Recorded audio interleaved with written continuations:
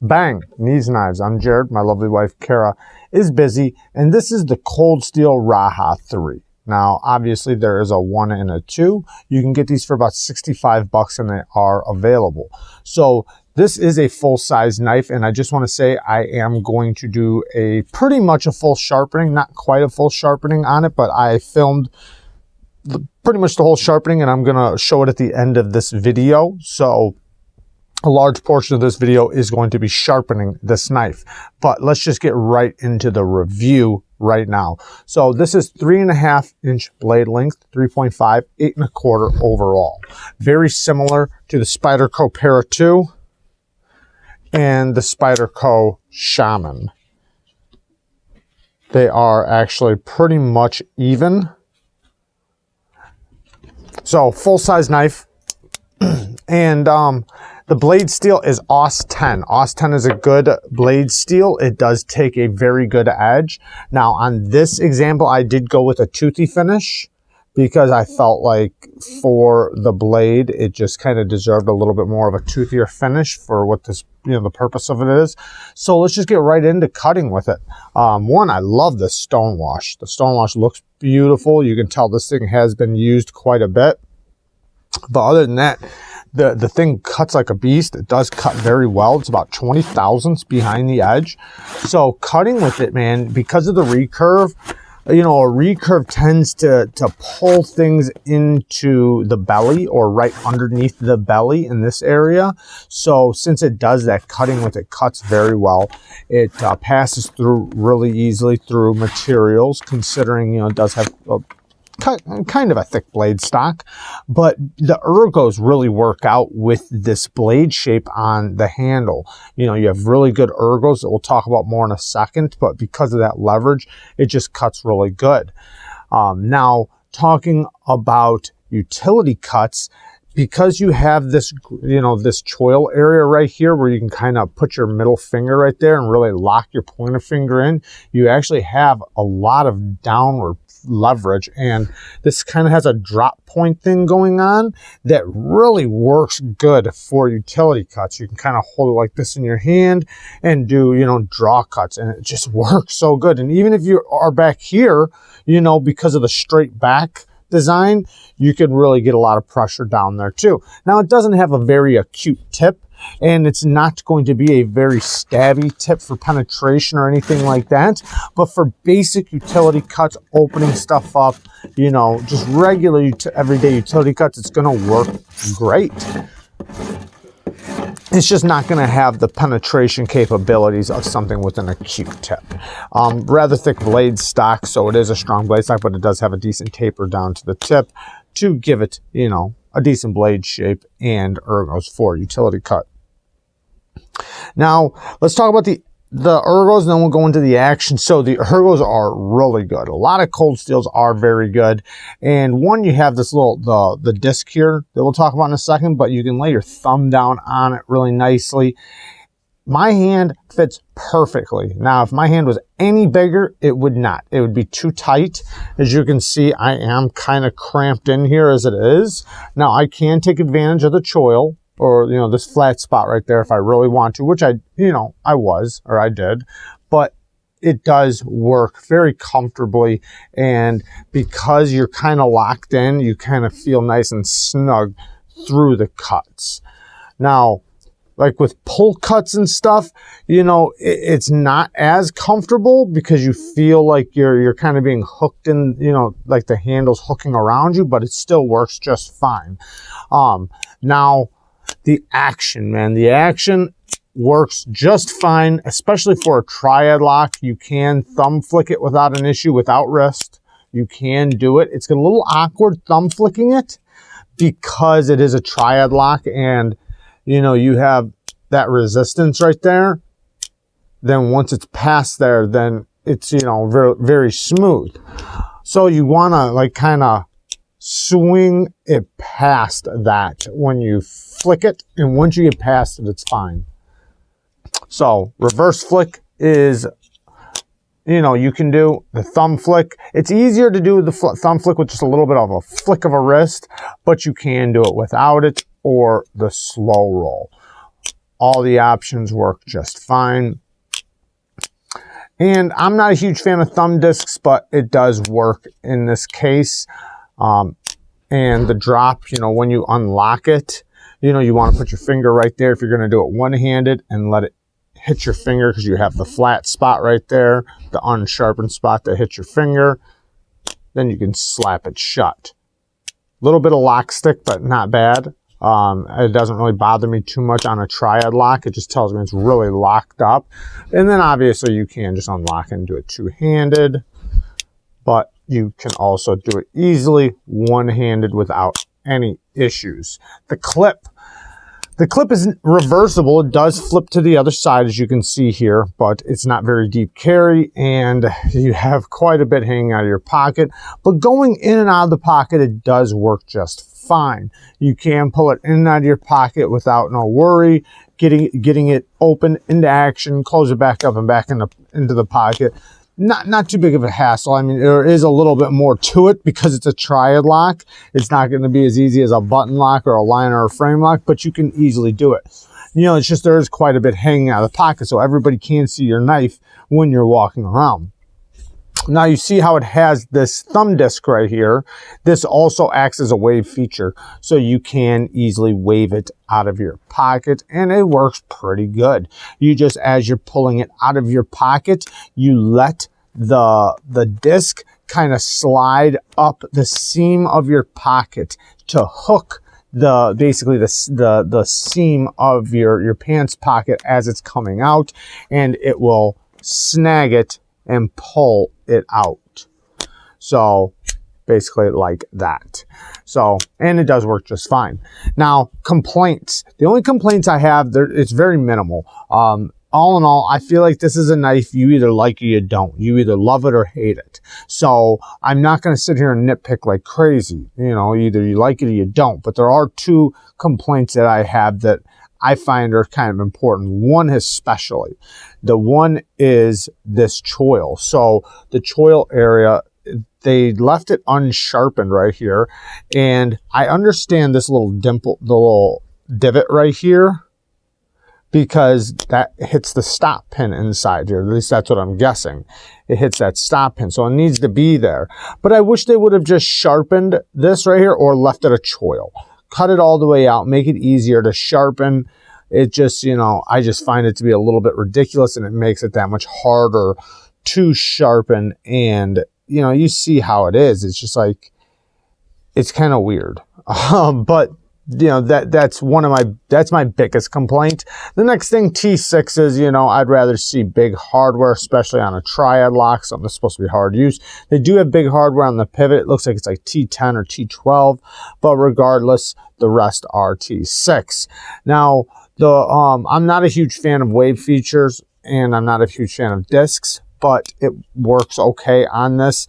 And then the one other significant thing is you do have a lot hanging out of the pocket, like we already talked about. So you are going to be walking around with quite a bit hanging out of your pocket, and everybody's going to see what you do have in your pocket. But all in all, those are very minimal things. The major thing is just this choil area. So now let's get into the sharpening of this knife, because that's kind of the most important thing I think about this video, is how to sharpen this type of blade shape. And like I said, this is a knife that does work just fine. And like I said, I think you either love it or hate it. And I'm okay with it. It's not really my style, but you know, for what it's worth, I like it. So let's get into sharpening. Okay, so we're going to sharpen this Rajah, and first I want to show the edge that's on it. You can tell it's been attempted to be sharpened, and you know, if you sharpen a knife and you get an edge, you know, similar to this, where you know you got it sharp, you know, did your best, and you know, this is what you got. It's gonna cut. It's gonna cut just fine. It'll be sharp. It'll most likely go through paper, whatever, but the problem will be the fatigued steel on the edge, and the fatigued steel comes from the angles changing so much, trying to get a good angle, and you won't get nowhere near the edge retention. It also won't be nowhere near the level of sharpness it could be, but besides that, the fatigued steel on the edge from changing angles so much, from not having a proper angle, and also, like I said, from changing the angle so many times. The steel won't last as long, or the edge won't last as long. So you'll start getting edge damage pretty quickly when you start using it. You know, there's benefits to, or there's not just benefits to having a good edge for it to look good. It also has to do with edge retention and sharpness and, you know, a lot of different things. So this is a pretty significant recurve. Now, the biggest issue I'm going to have is right here, because this is thick right here. And I imagine this dent right there is the stop. When you close it, that's where it stops inside here, so the edge doesn't hit the spine of the knife on, you know, when you close it. But they didn't add a choil in, and it's super thick right here. And I don't know, I wouldn't think that this hits anything inside here, but I don't know, so I don't want to mess with it. I tried looking inside there, and it possibly does. Most likely it just hits in that notch, but you know, I'm not going to mess with it. Otherwise, if I, you know, really checked it out and put some stuff on there and, you know, checked where it was really hitting, I would just cut a choil in there. But, you know, I'm just getting paid to sharpen it. So what I'm going to do is I'm just going to start where they, you know, where the edge starts, which is going to be tough because of the recurve. A round stone would be proper. I don't want to spend so much time with my ceramic round stones. I need to get some diamond round stones, but this will work just fine. So what I'm going to do is I'm going to hit it, and I'm going to ride the edge of this diamond stone. You're going to notice what I'm going to do is I'm going to roll my wrist a little bit. So I'm going to bring it across and like that. Now, where you want to be careful is when you come back, not to drop your angle. So I want to lock my wrist, find that corner, start riding it, and then as I come through the pass, I'm gonna turn just a little bit like this, and then when I come back, I gotta make sure it comes back the same way.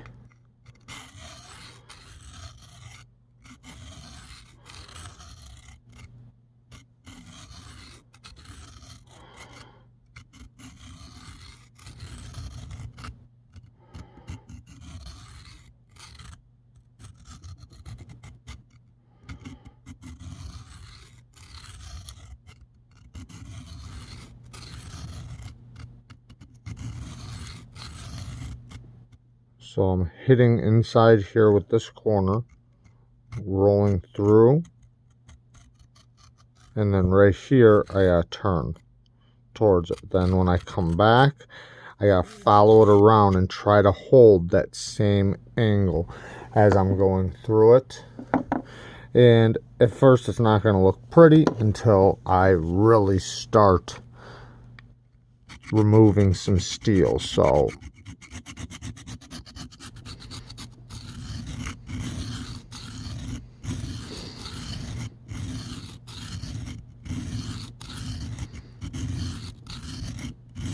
the stone, it's a coarse, but it's probably 300 grit. It's starting to get a little bit of an angle, but you see how from the previous sharpening, it was laid back a little bit more. So what I might do is just lay it back just a little bit more so I don't have to remove. I'm going to have to remove a lot of steel no matter what. But it'll make it where the type of steel, or where I'm removing the steel, is going to be a little different.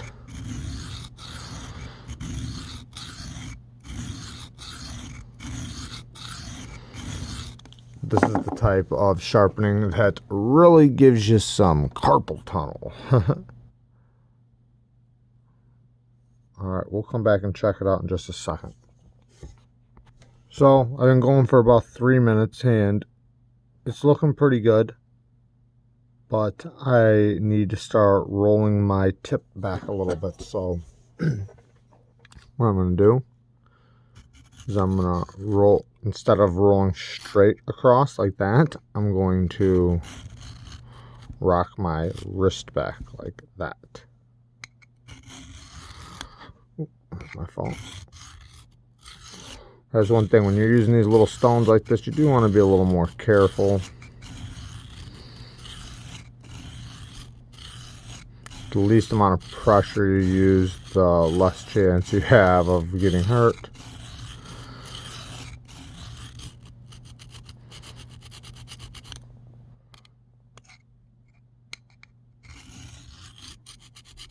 So if you're not putting a lot of pressure when you do come off and you poke yourself, it's not going to be much pressure. Right now it's dull, so you know, I'm not too worried about it, but farther into the sharpening it's going to be very sharp, so I am going to have to be more careful. Alright, we'll come back in a second. Alright, it still looks like crap, but I'm going to clean it up here in just a second. I got the whole thing. There is a burr on the other side, but let's get to it.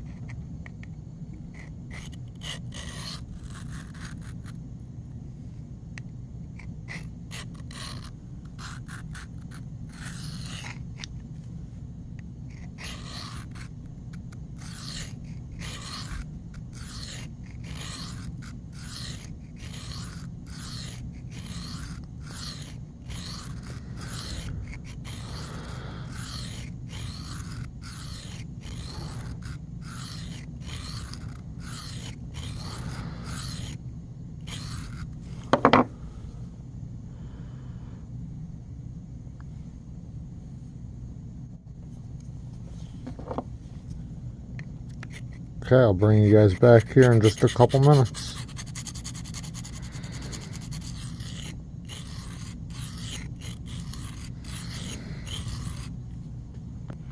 This side was actually a lot easier to do than the other side. It came out a lot faster and it looks a lot better. This side had a lot more damage to it, but we'll keep working at it. This side probably took me 15 minutes altogether. This side 4 minutes, 5 minutes maybe, not even. Let's keep working at it. Okay, so basically what I've been doing is steel removal. I've been working this side for a while, removing steel, and then coming across on this side, knocking the burr off. Then we're going back to this side and working, just removing steel basically, so that I can get the two sides to match up evenly. Not perfect yet, but I'm getting close. So what I'm going to do is normally what I do is I get all my work done with this stone, which I'm like 90% there. So what I'm going to do is I'm going to switch to my next stone now, since I'm so close for them to match up. So, and then finish the rest of the work on this next stone.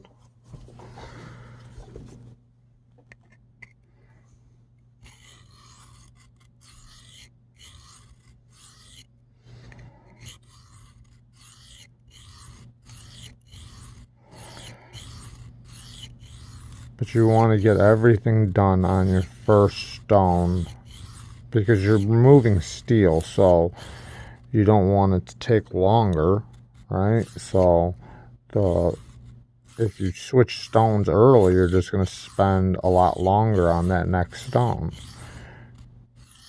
So get everything done with that first stone, then switch.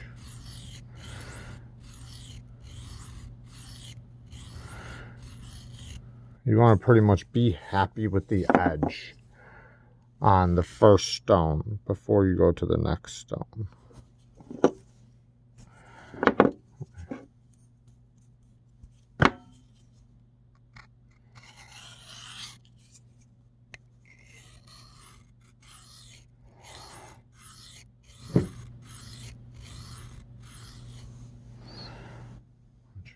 see what's going on here.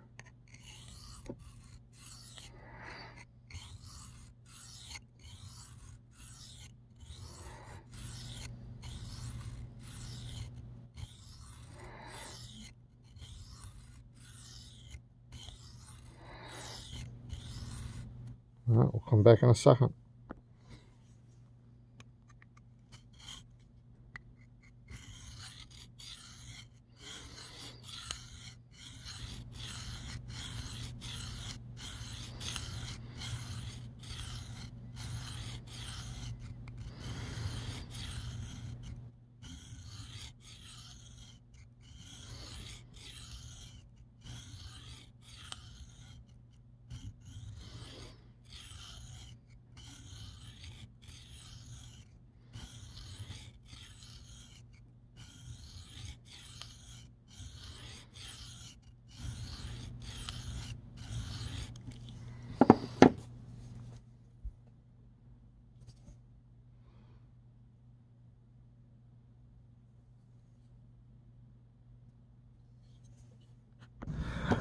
Okay, so I got the burr on both sides. Now well, the burr is now on this side, but I've gotten a burr on both sides. I matched up the bevels as good as possible. They're almost perfect.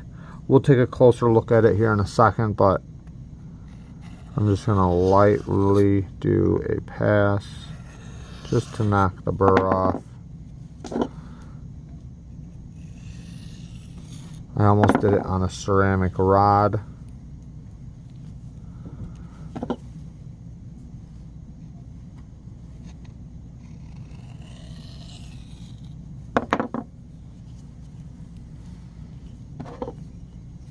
One more.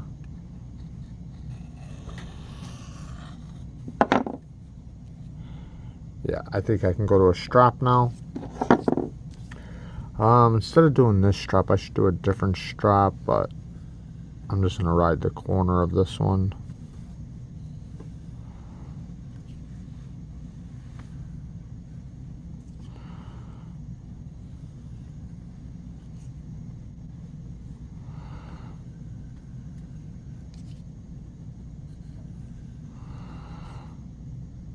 There's half a micron diamond spray on this leather strop.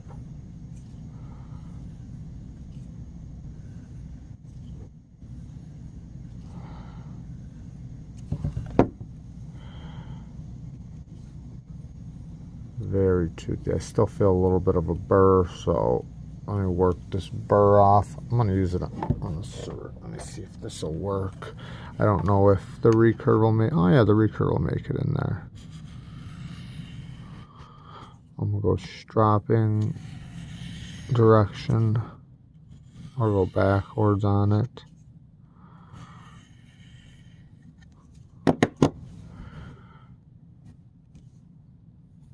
A lot better, but... Where do I feel it? Okay, I feel one down here.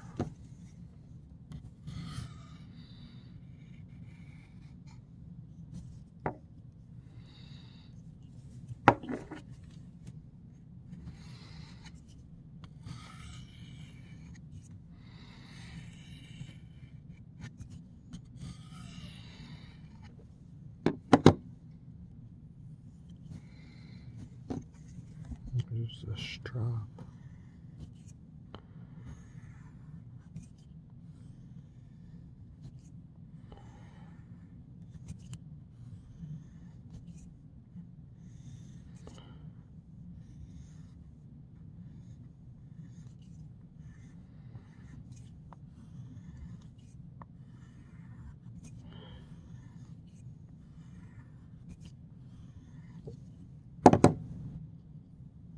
Let's check it on a piece of paper really quick.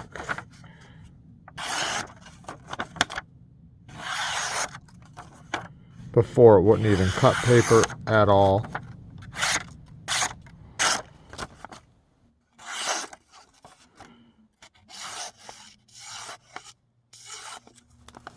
Alright, let's take a closer look at it.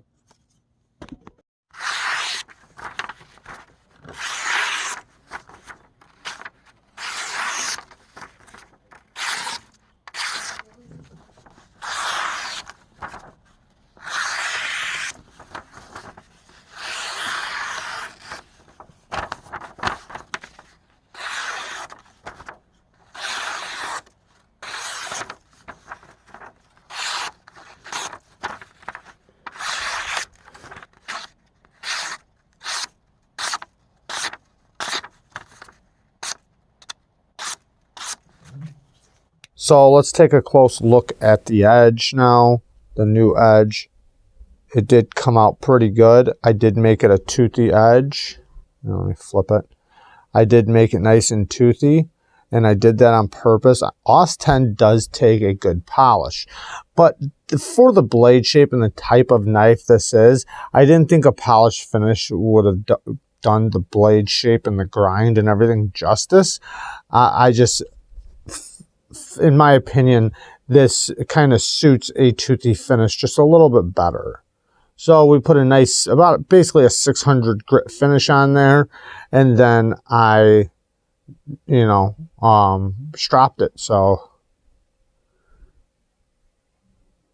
very nice. All right, guys, thanks for watching. And Benjamin, thank you for the support, man. Thank you for letting me check out some knives, and thank you for using the sharpening service. I appreciate the gift you sent. And yeah, man, thank you for letting me check out some knives, brother. You guys are awesome, and peace out.